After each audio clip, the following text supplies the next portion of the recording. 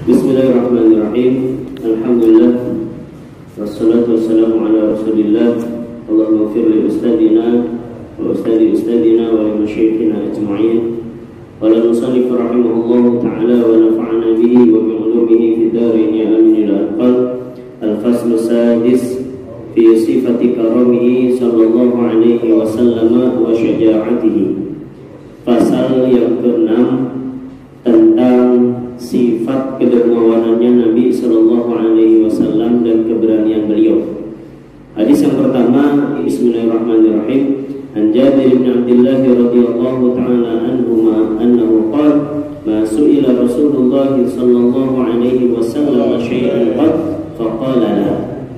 Dari Jabir bin Abdullah radhiyallahu taala anhuma bahwasanya beliau mengatakan tidak pernah Nabi mengatakan tidak ketika diminta sesuatu pun oleh seseorang, sehingga kalau Nabi punya maka Nabi akan memberikan, kalau tidak maka ada riwayat selanjutnya akan kita bahas. Kemudian wa kana sallallahu alaihi wasallam la yus'alu syai'an illa a'tahu.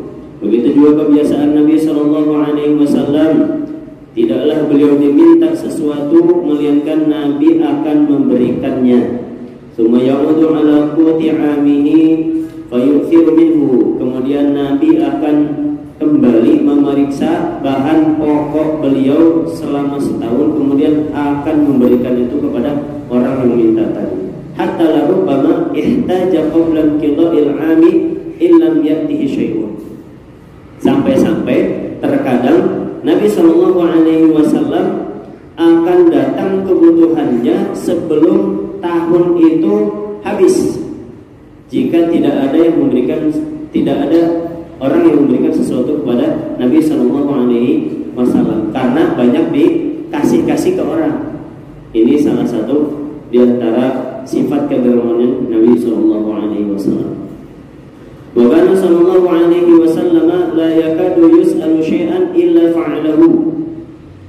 Begitu juga kebiasaan Nabi sallallahu alaihi wasallam, hampir tidak pernah Nabi sallallahu alaihi wasallam diminta sesuatu melainkan Nabi akan mengerjakan itu.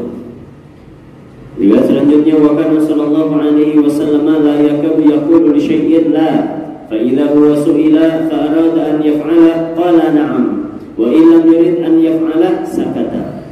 Begitu juga kebiasaan Nabi sallallahu alaihi wasallam, hampir tidak pernah Nabi mengatakan tidak bagi sesuatu. Maka apabila Nabi diminta sesuatu dan Nabi bisa mengerjakannya dan Nabi ingin mengerjakan apa yang diminta tadi, maka Nabi akan menjawab iya. Apabila Nabi tidak menginginkan mengerjakan hal tersebut, maka Nabi tidak mengatakan tidak, tapi Nabi hanya terdiam saja. Pernah kita bahas di pertemuan-pertemuan sebelumnya tentang akhlak Nabi di rumah Nabi seperti apa. Kalau Nabi suka masakan istrinya, maka Nabi akan makan ya secukup yang beliau butuhkan. Kalau Nabi tidak suka, Nabi nggak bilang, Bu ini keasinan, itu kita ya. Bu ini kok kurang gula kayaknya gitu, itu kita. Atau misalkan rasanya kok nggak jelas, itu mungkin kita. Tapi kalau Nabi keasinan, misalkan kalau terlalu manis sedikit nggak mungkin, Mbak, karena orang Arab ini kebiasaan mereka masak itu nggak pernah pakai gula. Yang pakai gula itu Indonesia ya. Indonesia masak lauk pakai gula. Ketika saya ditunjuk untuk masak, terus saya bilang ada gula, buat apa? Ya buat masak lah gitu. Jangan gula itu buat teh manis katanya. Saya bilang dalam hati, kalau diucapin saya nggak berani juga. Dalam hati, ini orang kagak gaul gitu ya. Akhirnya saya ajak orang itu damai. Sini chef, kita damai. Kan tadi di rapat, di musyawarah udah jelas. Antum bagian nasi, ya nasi Arab. Saya bagian lauknya. Karena saya bagian lauk, jadi antum nggak usah komentar gitu. Jangan deh, nyerah katanya gitu. Nah, saya bikin sambal, Pak. Bikin sambal ala Indonesia gitu, pakai gula. Setelah saya selesai masak, mereka makan satu kali bikin sambal langsung habis. Apa komentar mereka setelah selesai makan? Rutin, besok bikin lagi katanya. Saya bilang, nah ini makanya jangan komentar dulu, rasain dulu gitu. Saya bilang, Masya Allah ya. Jadi seumur-umur mereka, dari mulai lahir sampai mereka ketemu saya, itu mereka belum pernah mencicipi makanan yang isinya ada gulanya gitu. Gula itu buat teh manis aja tahunya gitu ya. Baik. Kemudian wa Ibnu Abbas radhiyallahu ta'ala anhu qala kana Rasulullah sallallahu alaihi wasallam ajwadan nasi bil khair. Dari Abdullah bin Abbas radhiyallahu taala anhuma, beliau mengatakan, adalah Nabi sallallahu alaihi wasallam orang yang paling dermawan dengan kebaikan di antara seluruh manusia. Wa kana ajwada ma yakunu fi syahri Ramadan hatta yansalikha. Dan Nabi SAW adalah orang yang lebih dermawan lagi ketika masuk di bulan suci Ramadan.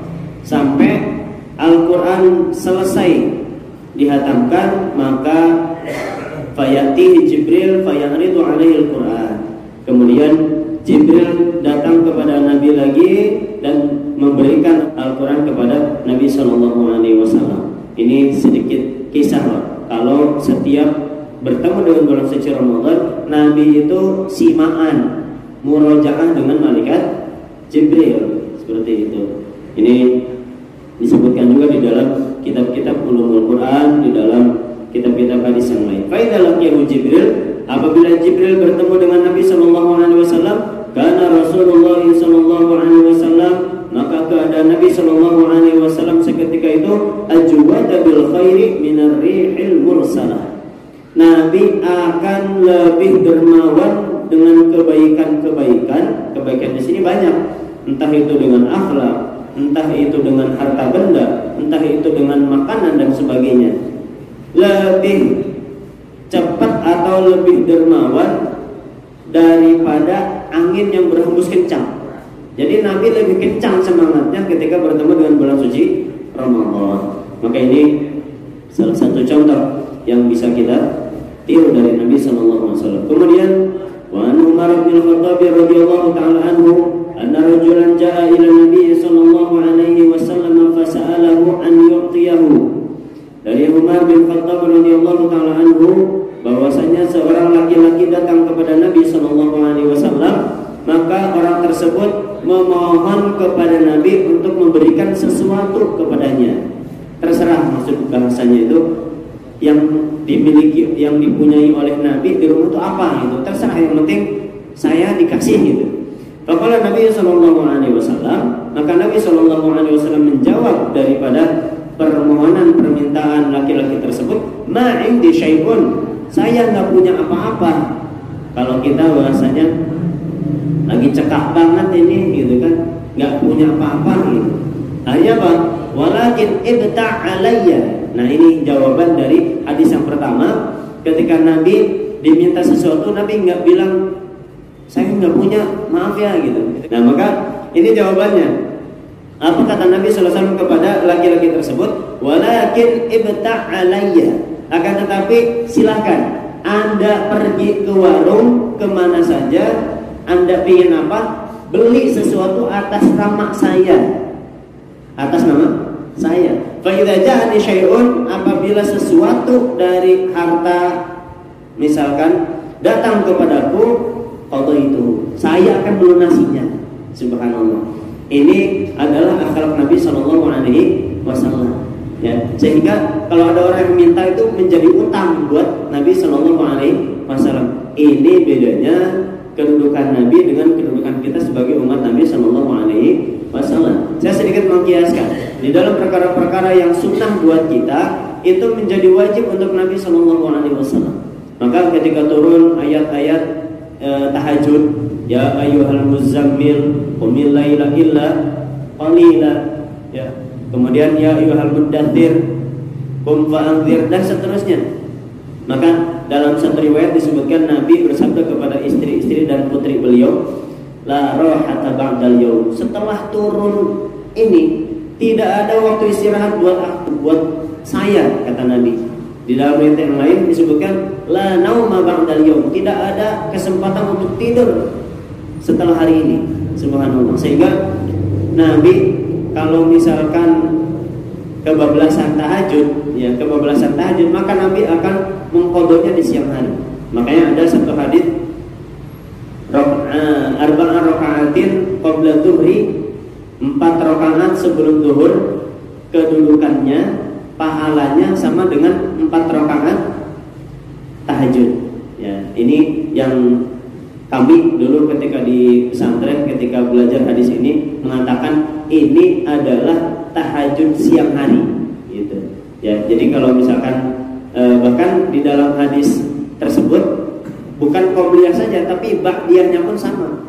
4 rakaat qobliyah, 4 rakaat ba'diyah itu sama kedudukan dan sama pahalanya dengan 4 rakaat tahajud.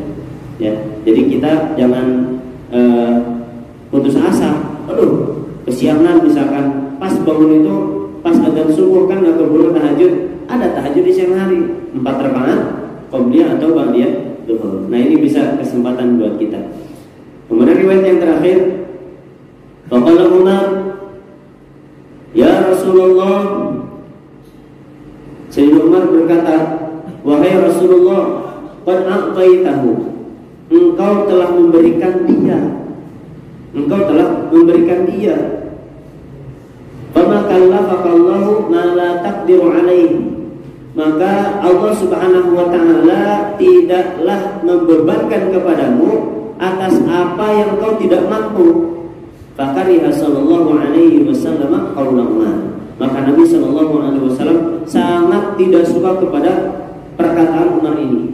Maksudnya kalau hal itu disampaikan ke orang lain ya silakan, ya bahasa kita itu ngapain sih maksain diri kalau nggak mampu mah gitu, kalau nggak kuat, bahasa kita ke orang lain. Tapi kalau kepada Nabi, subhanallah, ya ini. Kemudian faqala rajulun minal ansar, kemudian seorang laki-laki dari kalangan Ansar berkata, ya Rasulullah, wahai Rasulullah, anfiq wa la takhaf min dzil arsy iqlalan, infakkanlah apa yang kau punya dan jangan engkau takut dari pemilik arasy, yaitu Allah Subhanahu wa ta'ala, iqlalan, atas perkara yang sedikit. Ya, ini seorang Ansor yang berkata kepada Nabi Shallallahu Alaihi Wasallam. Akhirnya apa? Fatabassama Rasulullah Shallallahu Alaihi Wasallam, maka Nabi Shallallahu Alaihi Wasallam pun tersenyum atas desakan tersebut.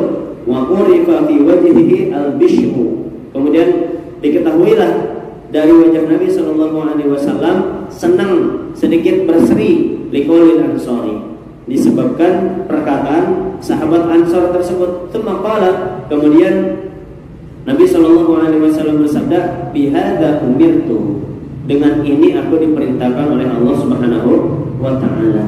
Ya, jadi Nabi itu gak mungkin pantang menolak orang yang meminta-minta datang ke rumah. Ya, kalau yang gak minta justru nggak wajib buat kita. Tapi kalau yang minta, minimal kita memberikan bahasa yang baik.